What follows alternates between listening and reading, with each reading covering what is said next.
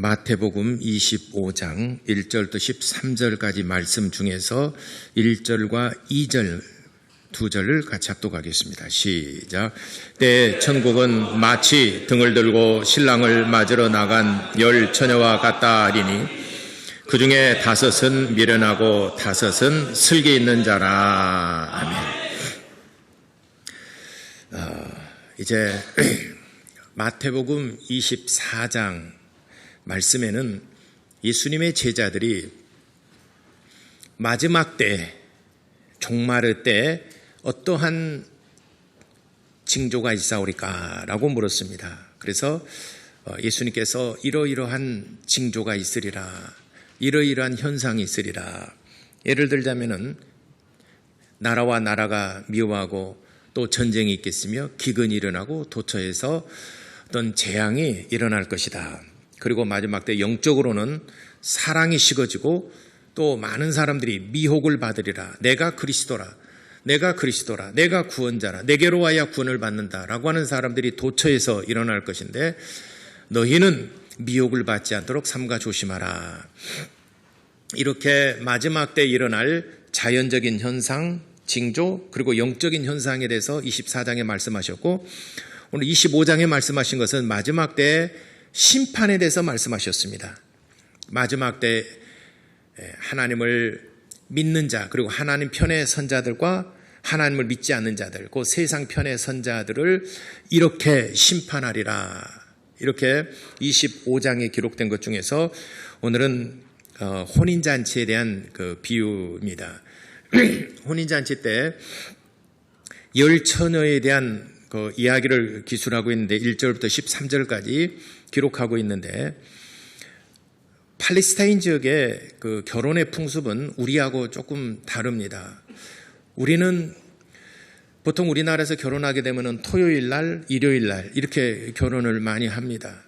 이제 일요일 날 결혼하게 되면 조금 미안한 감정, 믿는 사람이나 믿지 않는 사람이든 간에 일요일 날 결혼한다는 것은 조금 결례죠. 왜냐하면 교회 간 사람도 있을 것이고 또 자기 어떤 계획이 있을 것인데 딱 반토막 내가지고 우리 자녀 결혼한다 이렇게 내니까 교회 간 사람은 교회에 가야 되는데 하는 갈등을 일으키게 만들고, 또 교회 안 다닌 사람이라 하더라도 오늘같이 벚꽃도 보러 벚꽃 다 떨어져 버렸지.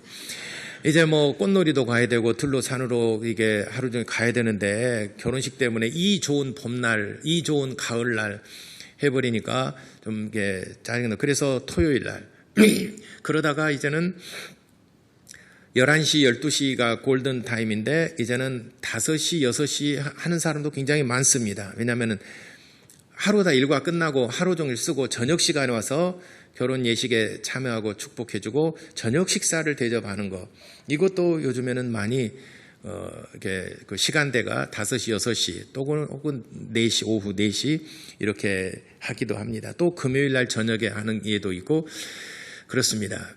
시대에 따라서 또 사회의 어떤 풍습, 현상에 따라서 그 결혼에 대한 풍습은 각 나라마다 다른데, 팔레스타인 지역은 낮의 온도가 서늘하면 40도, 그리고 보통 45도, 좀 덥다 하면은 50도 이상 올라갑니다. 그렇기 때문에 낮에 결혼한다는 것은 면사포를 쓰고 우리처럼 이렇게 뭐 옷을 입고 한다는 게 이 더운 날에 굉장히 어렵습니다. 그리고 낮에 이동한다는 것도 어렵고, 그래서 이들이 결혼하는 건 대부분 저녁에 결혼합니다. 저는 제가 성지순례에 가서 저녁에 결혼한 것 딱 한 번 봤습니다. 이스라엘에 갔는데 우리 호텔에 그 숙소에 들어갔는데 그날 그 호텔에서 결혼식을 하더라고요. 그래서 정말 운이 좋게 그날 결혼식을 처음부터 끝까지 다 보게 되었습니다. 이 풍습하고 거의 똑같아요. 신부 친구들이 앞에서 예쁘게 단장하고, 나는 저들이 다 신부인 줄 알았어요. 근데 옷을 똑같이 입었어요. 옷을 똑같이 입은 그 여자들이 이렇게 막 밖에서 기다리고 있는데 신랑 친구들도 오고 신랑도 오고, 그래서 신랑들이 이렇게 딱 들어와요. 신랑 입장하니까 막 그 호텔 로비에 들어오니까는 막 이렇게 그 주악도 연주도 하고 그래서 굉장히 환영을 하고 그렇게 하는데, 그리고 이제 그 신부 친구, 신랑 친구들이랑 신랑을 모시고 마치 왕이 입성하는 거죠. 그날만큼 왕인 것 같아요. 최고의 어떤 그 기쁨의 순간을 누리고 있는 거죠. 그의 친구들과 신부의 친구들이 막 맞으면서 저쪽 연회장 안으로 들어갑니다. 거기는 신부가 예쁘게 다 꽃단장하고 기다리고 있더라고요. 들어가서 거기서 이제 약간 세레머니 의식하고, 그리고 거기서 같이 춤을 추고 음식도 먹고 이렇게 나누면서 저녁 내 이제 같이 즐기면서 노는 게 그들의 어떤 지금의 현재 결혼 풍습인데, 이때도 아마 거의 비슷한 것 같아요. 신부의 그 친구들이 신랑을 맞으러 오는데 저녁에 오는데 몇 시에 올 줄 몰라요. 그래서 등불을 준비하고, 저녁이니까 지금처럼 이렇게 막 전기불이 있으면은 준비할 필요는 없겠지만은 당시에는 전기가 없는 시대이기 때문에 등불을 준비합니다. 등불을 준비하되 다섯 처녀는 이 언제 올지 모르니까 기름을 함께 준비를 했습니다. 근데 다섯 처녀는 등불만 준비를 했어요. 근데 신랑이 더디 옵니다. 불이 점점 기름이 없으니까 꺼져갑니다. 아이고, 이거 신랑이 좀 더디 오네. 이때쯤이면 올 줄 알았는데 안 오네. 나 이거 기름 좀 나눠줘. 나 좀 기름 좀 부어줄래? 그래 하니까 아유, 신랑이 언제일지 모르는데 나 쓸 것도 지금 부족한데 나도 지금 부어서 써야, 나도 지금 꺼져가니까 나도 좀 부어 써야 되는데 너와 내가 쓰기에 이건 부족하다. 그러니까 차라리 너네들은 마을로 내려가서 빨리 기름을 더 준비하고 사가지고 와라. 그러니까 다섯 처녀들이 마을로 기름을 사러 갔습니다. 근데 그때 신랑이 와버렸어요. 그래서 다섯 처녀가 기름 등불을 준비한 다섯 처녀가 신랑을 맞이하고 연회장 안으로 들어가고 문을 닫아버렸습니다. 뒤늦게 기름을 준비한 다섯 처녀는 신랑이 이미 들어와서 연회장으로 들어갔다는 알고 문을 열어달라고 우리도 신부 친구다고 했지만은 문이 열려지지 아니하고 13절에 대답하여 11절에 그 후에 남은 처녀들이 와서 이르되 주여 주여 우리에게 열어주소서. 대답하여 이르되 진실로 너희에게로는 내가 너희를 알지 못하노라 하였느니라. 문이 열려지질 않았습니다. 그래서 슬기로운 다섯 처녀, 또 어리석은 미련한 다섯 처녀, 기름 등불을 준비했느냐 안 했느냐.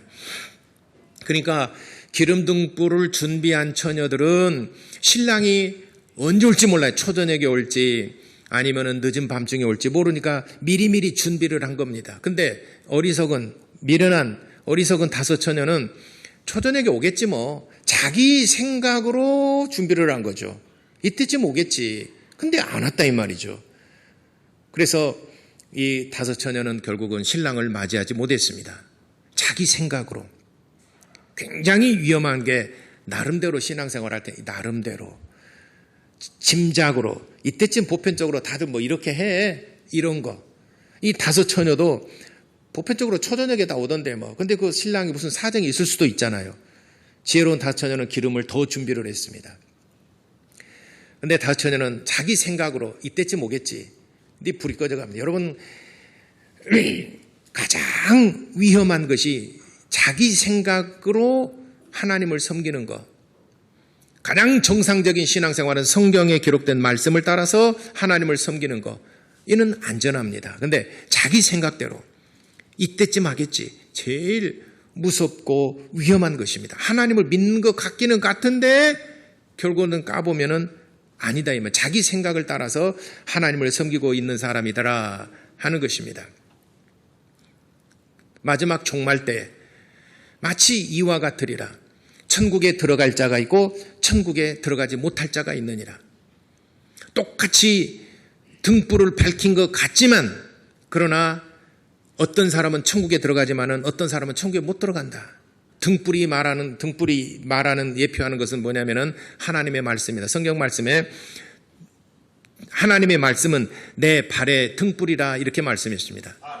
어두우니까 내 발에 등불이 있어야 실족하지 아니하고 헛디디지 아니하고 정확하게 길을 걸어갈 수 있다는 것입니다. 그래서 이 등불은 내 말씀은 내 발등상의 불이라라고 그랬습니다. 발등상의 불이라. 그래야 불이라는 건 저녁에 어둠을 밝히는 것이지 않습니까? 아무리 칠흑같이 어두워도 발등에 불이 있으면 실족하지 않습니다. 그러나 불이 없으면 언제 어떻게 넘어지지? 조금만 돌 하나에도 넘어질 수밖에 없고 구렁텅이는 빠질 수밖에 없는 것입니다. 그래서 등불이 예표하는 것은 하나님의 말씀입니다. 하나님의 말씀이 타오르게 하고 역동적으로 에너지를 가지고 힘있게 일할 수 있게 하는 것은 성령의 역사입니다.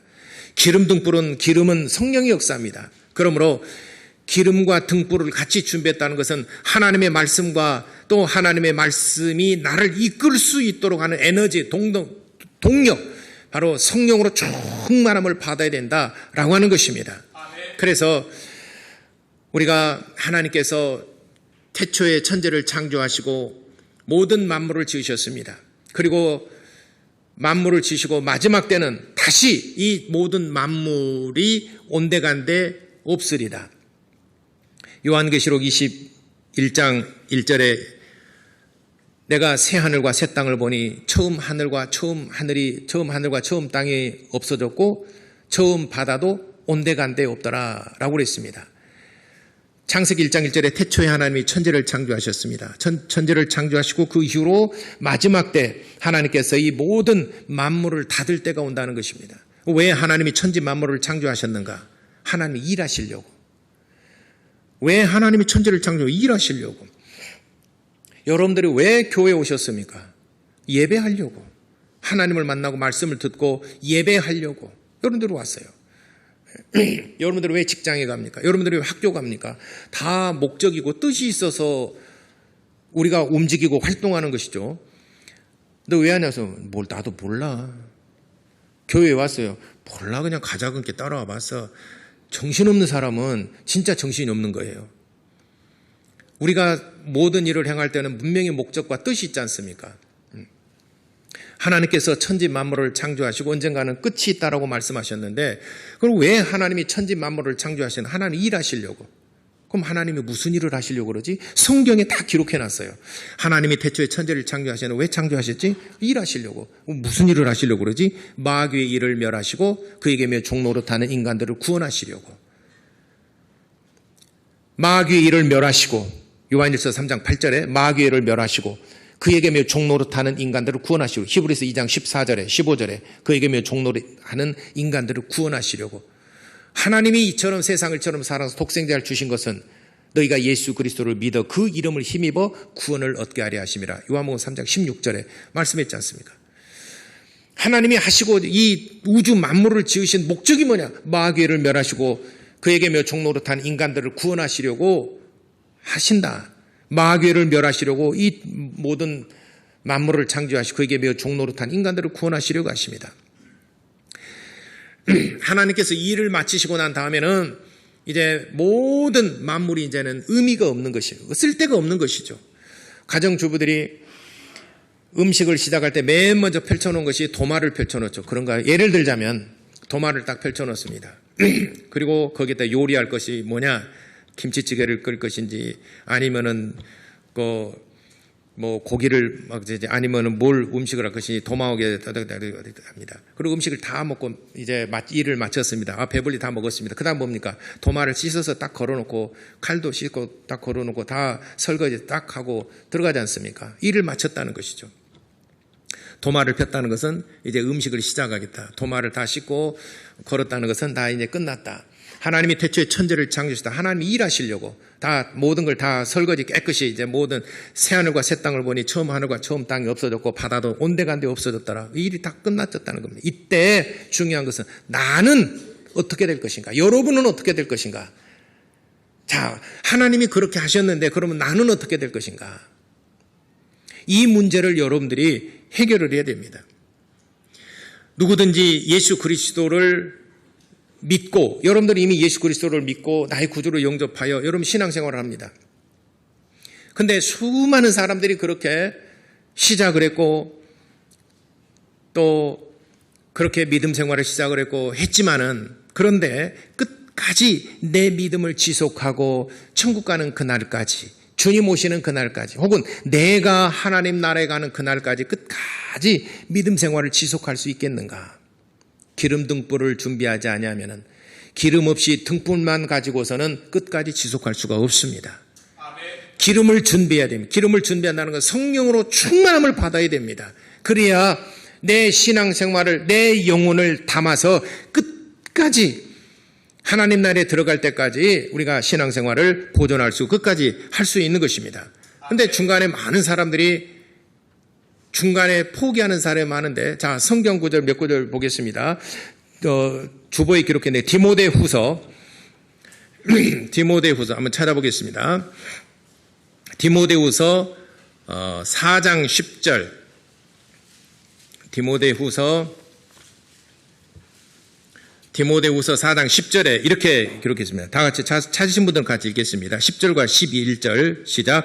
데마는 이 세상을 사랑하여 나를 버리고 데살로니가로 갔고, 그레스게는 갈라디아로, 디도는 달마데로 갔고, 누가만 나와 함께하느니라. 아멘. 여기까지 읽겠습니다. 예, 데마는 세상을 사랑하여, 세상이 너무 좋아요. 세상에 유혹하는 것들이 너무 많습니다. 더더군다나 요즘 이 시대에 돈만 있으면은, 시간만 있으면은, 돈과 시간만 있다면은 이 요즘처럼 살기 좋은 세상이 언제 있겠습니까? 그래서 데마는 세상을 사랑하여 나를 버리고 데살로니가로 갔습니다. 또 그레스게는 갈라디아로, 디도는 달마디아로 가서 각각 세상을 사랑하여 하나님을 떠나 가버려서 누가만 나와 함께 있느니라 그랬습니다. 또 디모데전서 이제 전서로 가봅시다. 6장 10절 주보에 나오는 중반대쯤에 나와 있죠. 디모데전서 6장 10절 보겠습니다. 자, 시작. 돈을 사랑함이 일만 악의 뿌리가 되나니 이것을 탐하는 자들은 미혹을 받아 믿음에서 떠나 많은 근심으로써 자기를 찔렀도다. 네. 돈이라는 게 참 좋지만은 어떻게 쓰느냐. 돈의 노예가 된 사람은 재물에 이끌려갑니다.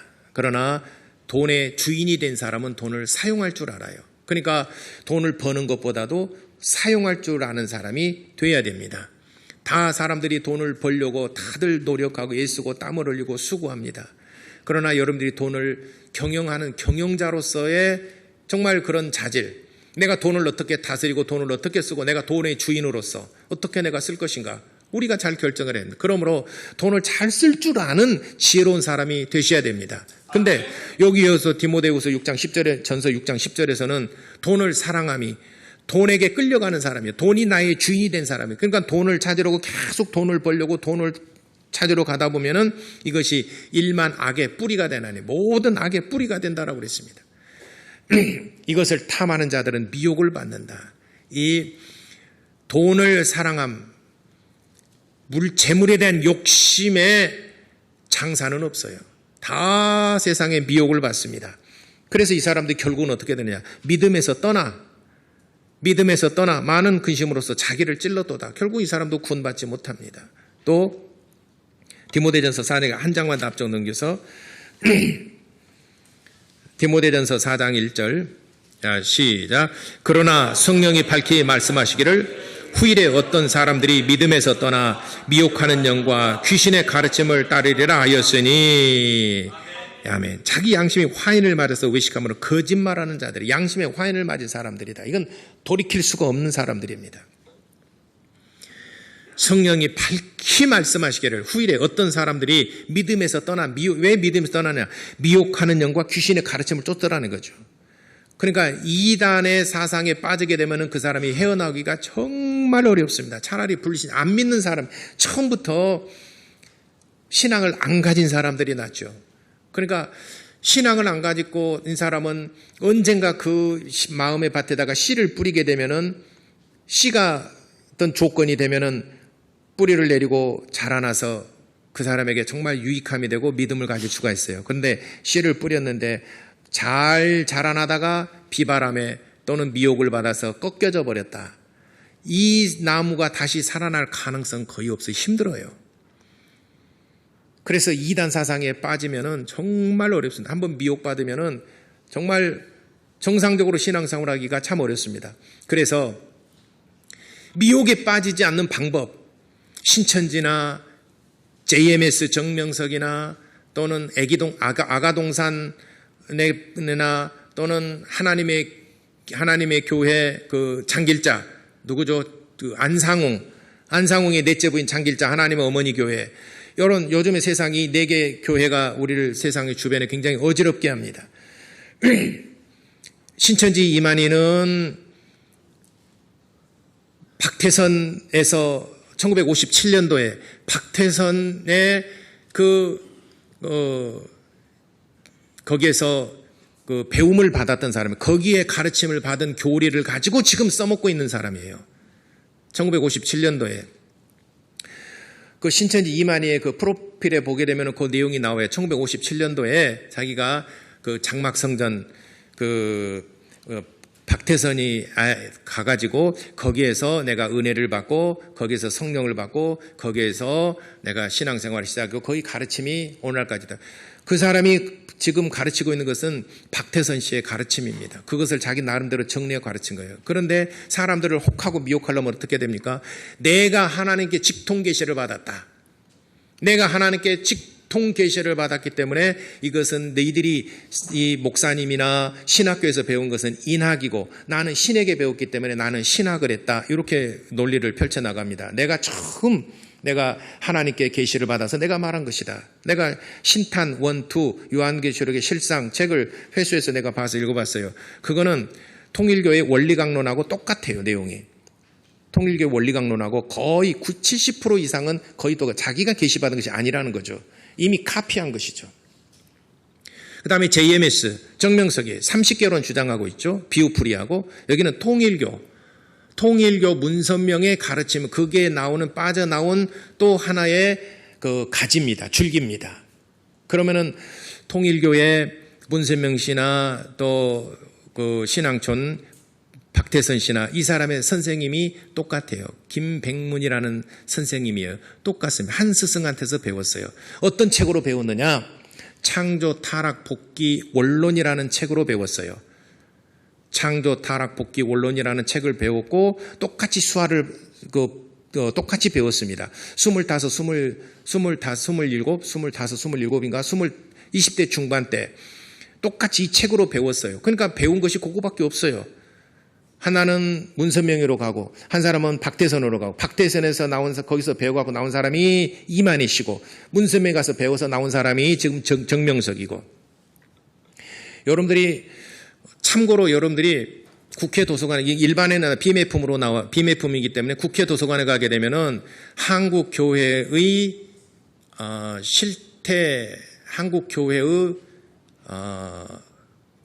무슨 실태인데 그 국회의 문공부에서 국회에 보고한 자료 가운데 그런 내용이 나와요. 제가 말씀드린 내용들이 거기에 나옵니다. 일반 이런 서적이나 일반 학교 도서관에 놓고 국회 도서관에 가면 있습니다. 왜냐하면 그것이 국회의 그 문화 공부, 지금은 문화 공부부에서 이렇게 자료를 가지고 보고한 내용이기 때문에 거의 정확합니다. 그 내용들은. 왜 거기에 걸려들고 왜 거기에 미혹돼서 빠지느냐.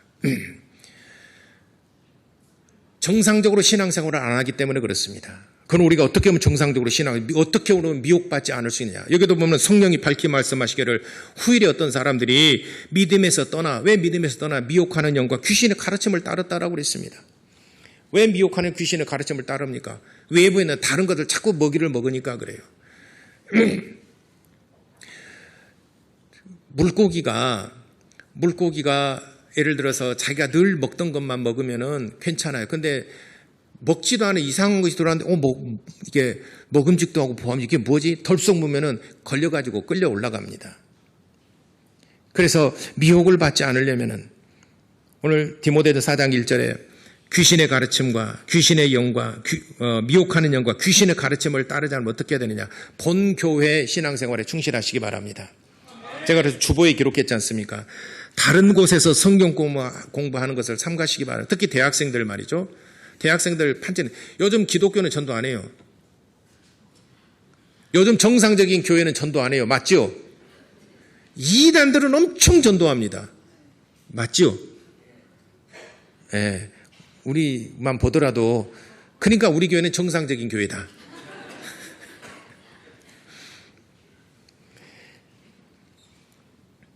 그래서 다른 교회 성경 공부하지 마라. 제가 신천지 우리 교도 상당히 타격이 있었지 않습니까? 내가 보니까 다른 곳에 가서 뭔가 미끼를 줘요. 너 이거 목사님 이거 가르치던?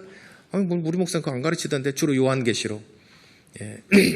또 주여 주여 하는 자마다 마태복음 7장 23절에 21절에 주여 주여 하는 다 천국 들어간 것이 아니다. 그러면서 친구들이 잘 안 들었던 말씀들을 자꾸 던져봅니다. 궁금하죠. 가르쳐 줄게. 와, 미국에서 이렇게 선교하시다가 잠시 귀국했는데 그분에게 우리 잠시 한 달 동안 머무르신데 한번 들어가자. 내가 가보니까 미국 별거, 우리 한국이 더 훨씬 성령 충만합니다. 메이드 인 USA 별거 없어요. 메이드 인 코리아가 진짜 성령 충만합니다. 교회가 깨어있고. 물론 미국 교도 이제 그런 성령 충만한 교회도 있지만은. 예. 그래서 거기에서 성경하다 보니까 한 발 가다 보니까는 낚여가지고 거기에서 비유풀이를 배우게 되고 그러다 보니까 이상한 데로 빠지고 우리 교회에서는 그거 안 가르친대.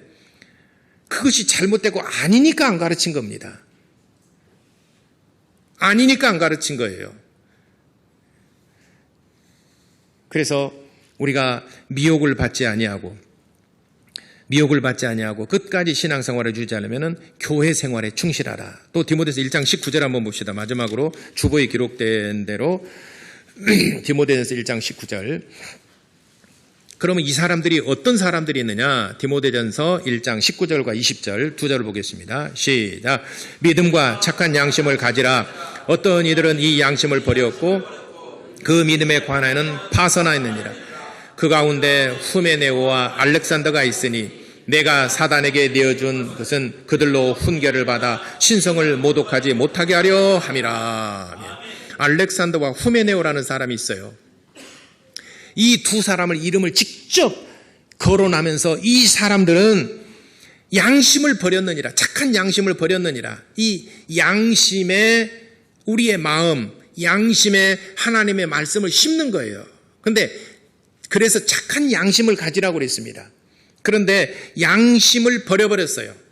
그러니까 양심을 버려버린 결과가 뭐냐? 내 양심은 마치 나를 이끌어가는 거예요. 그 위에다가 믿음을, 하나님의 말씀을 심어서 우리 인생의 항로를 가고 있는 겁니다. 근데 양심을 버렸어요? 그럼 믿음이 파손돼 버렸다. 양심과 믿음은 불가분의 관계가 있습니다.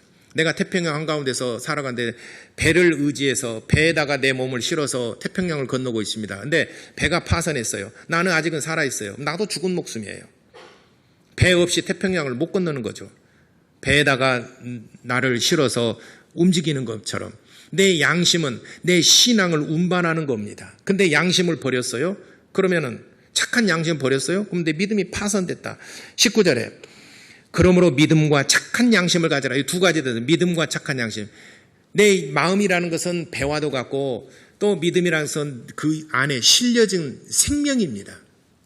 근데 어떤 이들은 그 양심을 버렸고 그 결과 그 믿음에 관하여는 파선하였느니라. 그 가운데 후메네오와 알렉산더가 있느니라. 여러분의 신앙이 파선되지 아니하고 하나님의 나라에 들어가는 그날까지 여러분들이 정말 지속하려면 어떻게 되냐? 끝까지 가려면 어떻게 해야 되느냐? 교회 생활에 충실해야 됩니다. 본 교회 생활에 충실해야 되고 그 다음에 예배에 충실해야 됩니다. 매주 드리는 예배 충실해야 됩니다. 들락달락하지 마시고 충실하시기 바랍니다. 그래야 내 믿음을 가지고 내 영혼을 끝까지 하나님 나라에 들어갈 때까지 유지하고 지속해서 갈 수 있는 것입니다. 마지막까지 마태복음 24장 14절인가 거기에 나왔죠. 주보에 기록됐죠. 13절 마태복음 24장 13절에 마지막 때 종말은 믿음을 가지고 끝까지 견디는 자가 구원을 받는다라고 말씀하셨습니다. 끝까지 견디어내는 자, 이기는 자, 견디어내는 자가 구원을 받는다. 그런데 물질을 사랑함이 일만하게 뿌리가 되고 대만은 또 세상을 사랑하여 또 다른 데로 가버렸고 돈을 사랑하는 사람들은 미혹을 받아서 믿음에 떠나버렸고 어떤 사람은 착한 양심을 버려버렸고 어떤 사람은 미혹하는 영과 귀신의 가르침을 받아서 또 이단에 빠져버렸고 그래서 이런 상황 속에서 우리가 믿음을 끝까지 지속한다는 것이 얼마나 어려운 것인가. 그런데 그리 어렵지 않는 것이 여러분 제가 주보에 기록한 것처럼 교회 생활에 충실하시기 바랍니다. 교회 생활에 충실한다는 말은 곧 여러분들이 예배 생활에 충실하시기 바랍니다. 그리고 또 기도의 삶을 사시기 바랍니다. 매일 많든 적든 간에 늘 하나님 앞에 기도하는 삶을 사시기 바랍니다. 기도한다라고 하는 것은 일단 내가 하나님을 기억하고 있다는 신앙의 고백입니다. 기도할 때 하나님 감사합니다. 기도했어요. 내가 하나님을 늘 기억하고 있다는 하나님께 대한 신앙의 고백입니다. 우리가 1시간, 2시간, 3시간씩은 날마다 기도할 수 없을지라도 여러분들이 식사할 때라도 차 운전할 때 차에 앉아서 하나님 안전운행할 수 있도록 나를 도와주시기를 원합니다. 예수님으로 기도합니다. 식사할 때 하나님 음식 주셔서 감사합니다. 예수님으로 기도합니다. 아멘. 짧은 기도라 할지라도 우리가 눈을 감고 손을 모아 기도하는 그 자체는 범사에 하나님을 항상 기억하고 있다는 내 신앙의 고백입니다. 그러므로 여러분들이 시간이 많든 적든 항상 하나님께 기도하는 삶을 사시기 바랍니다. 그러면 내 영혼이 안전해요. 학교 다니는 학생들은 여러분들이 학교에서 수업 시간 시작할 때 잠깐 하나님이 수업 받습니다. 오늘도 학교 생활 주 안에서 하나님 도와주옵소서. 예수님 기도합니다 하면 우리 학교 하루의 일과 하루 생활 하나님이 나를 인도하신다. 여러분들이 사업장에 갔을 때 여러분 출근해 사업장에 갔을 때 하나님 오늘 내가 누구를 만나든지 하나님께서 발걸음을 인도해 주시고 손 잡는 마다 복되게 해 주시옵소서.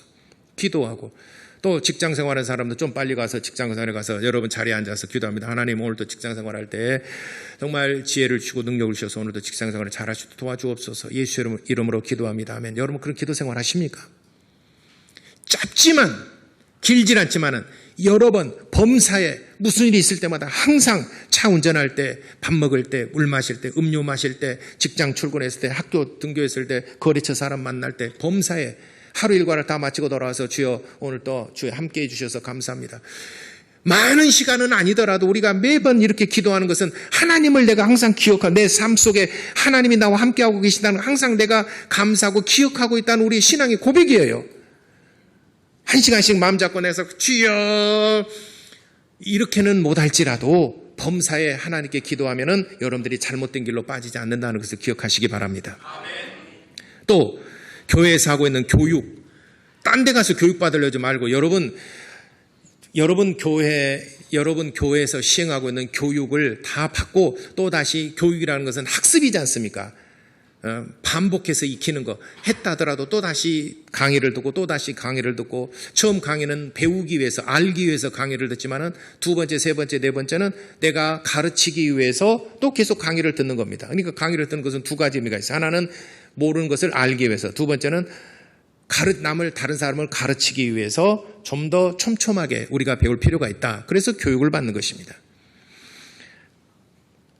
그 다음에 본교회에 헌신하는 삶을 사시기 바랍니다. 헌신하는 삶, 섬기는 삶. 섬기는 삶을 살 때 여러분들의 신앙이 쑥쑥 자랍니다. 그것이 양분이 되고 여러분이 그것이 성장의 동력이 되는 것입니다. 오늘 성경에 마태복음 25장 주님의 재림에 대해서 말씀하셨는데 마지막 심판 때 이렇게 갑자기 네가 생각지 않은 때 오리라. 이 미련한 다섯 처녀도 생각지 않은 때에 신랑이 와서 내 생각에는 이때쯤 오겠다라고 생각했어요. 그러나 그게 아니었거든요. 틀렸어요. 자기 생각대로 신앙생활하는 것이 아니라 주님이 언제 오실지 모르니까 미리미리 우리가 기름도 준비하고 등불도 준비하고 하나님의 말씀도 준비하고 성령으로 충만함도 받고 그렇게 준비하시기 바랍니다. 중국의 위나라 시대 때 편작이라고 하는 명의가 있었습니다. 그 전해져 내려오는 얘기죠. 중국 위나라 시대 때 이 편작이라는 이 의사가 얼마나 병을 잘 고치든지 하루는 왕이 그 편작을 불렀습니다. 이보게 당신은 삼형제가 다 의사인데 그 세 사람 중에서 당신 이름이 제일 아주 잘 고쳐 유명한데 누가 제일 의술이 나은가라고 물었어요. 그러니까 왕께 편작이 이렇게 말했죠. 이 우리 형과 또 둘째 형이 있고 내가 막내인데 나의 의술은 정말 보잘것이 없습니다. 아니 깜짝 놀랐죠. 지금 전국적으로 제일 유명한 사람이 편작이라는 사람인데 자기 의술은 별것이 아니고 큰형의 의술이 제일 낮다는 거죠.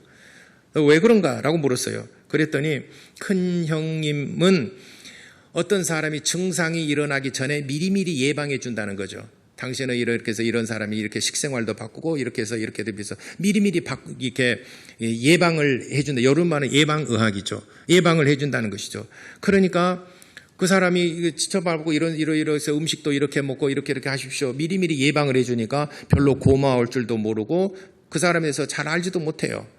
그래요? 알았습니다. 그리고 둘째 형은 초기 증상이 있을 때 이거는 큰 병을 갈 수 있으니까 미리 차단을 해서 또 치료를 해준다는 것이죠. 그러니까는 둘째 형은 큰 치료는 안 해요. 그냥 초기 증상이 오고 어디가 좀 아프고 우리 그 대부분의 큰 병이 일어나기 전에 감기 증상이 먼저 있고 막 그러잖아요. 이게 감기 증상이 있으면 가볍게 넘기지 마세요. 대부분 큰 병은 감기부터 감기 증상이 오래 지속된다고 그러잖아요.